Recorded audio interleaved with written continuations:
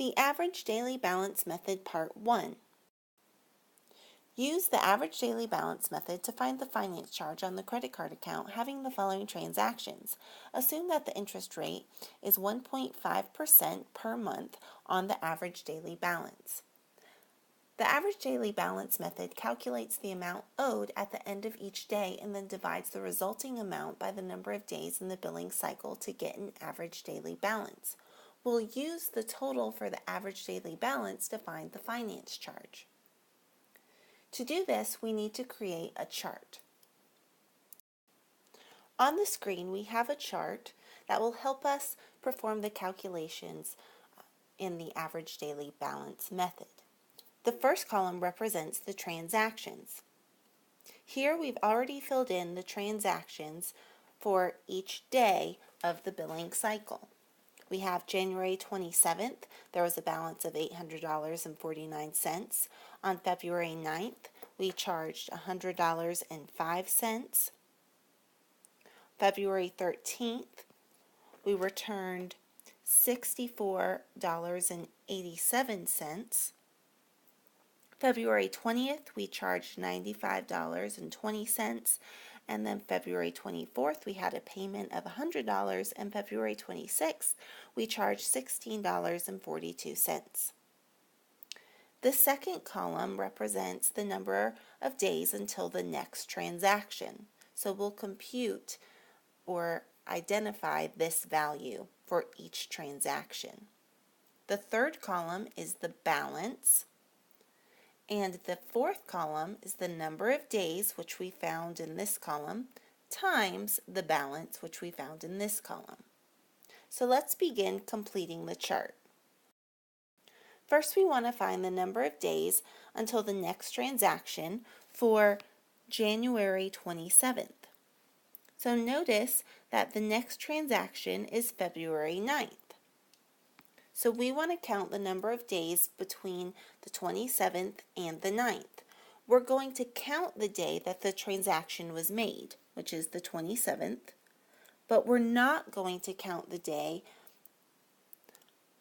of the next transaction, which is February 9th.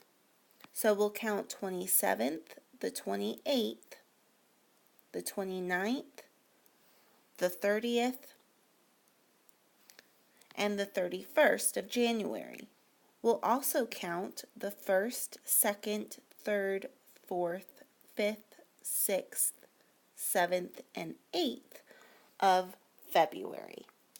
Now we'll just count the number of days that we've listed. And if we count all those dates, we'll see that we have 13 days until the next transaction. Now we'll list our balance. And notice that our balance on January 27th is just the previous balance.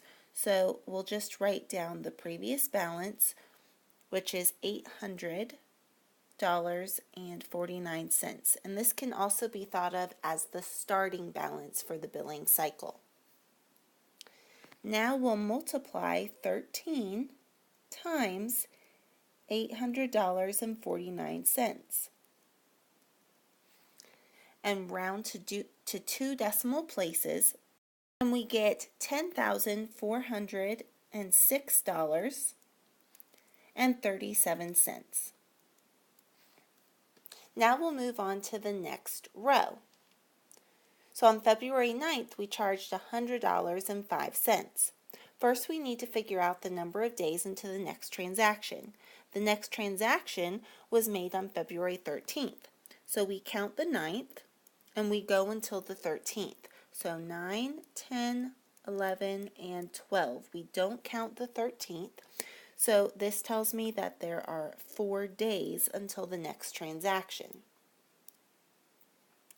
Now the balance is found by taking the balance in the previous row, which is $800.49. And since we charged $100.05 on February 9th, we're going to add that value that we charged to that balance. So I'll add $100.05. When we add those two values together, we get $900.54. Next, we'll multiply the number of days, which is 4, by the balance we just found. And when we multiply those two values together, we get $3,602.16. Now we'll move on to the third row. So our third row tells us that on February 13th, we returned items for $64.87. So the number of days until the next transaction is found by looking at the next column, and the next transaction was on February 20th. So we're going to count from the 13th to the 20th. So we have 13, 14, 15, 16, 17, 18, and 19. And that represents 7 days. Now our new balance is found by taking the balance in the previous row, which was $900.54. And on February 13th, we returned $64.87. So we're going to subtract any returns to get our new balance. And our new balance is $835.67. So we'll multiply that by 7.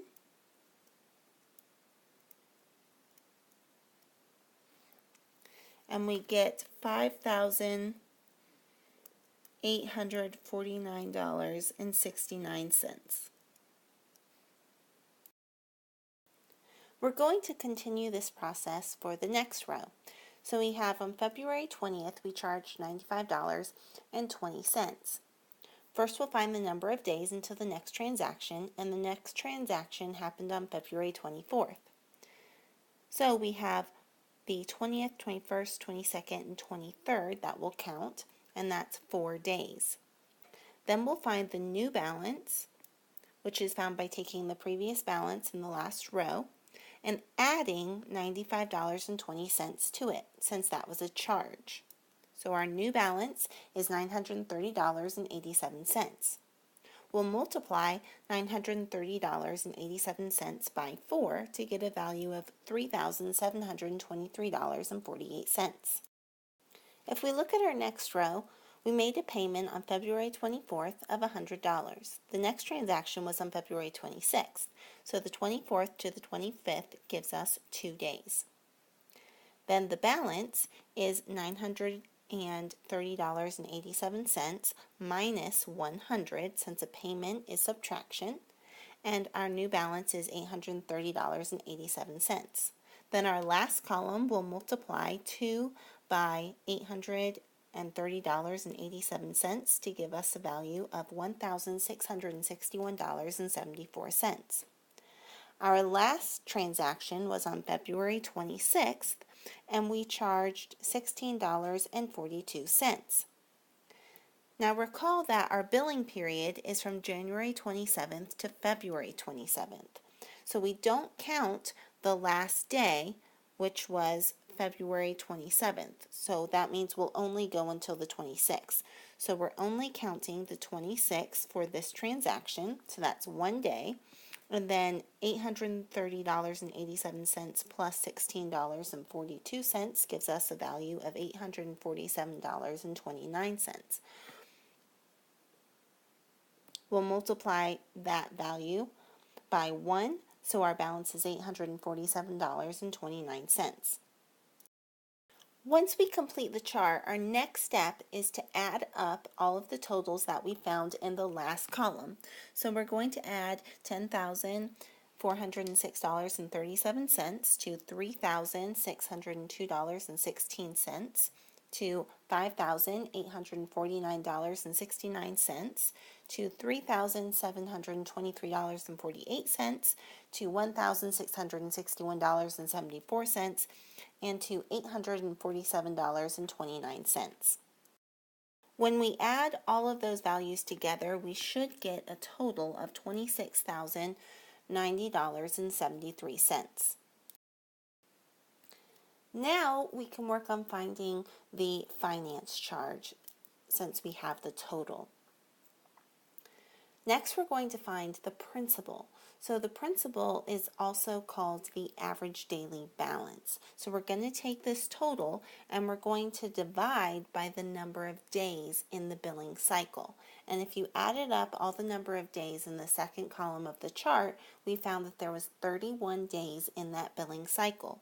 So $26,090.73 divided by 31 days gives us an average daily balance of $841.64, and that's rounded to 2 decimal places.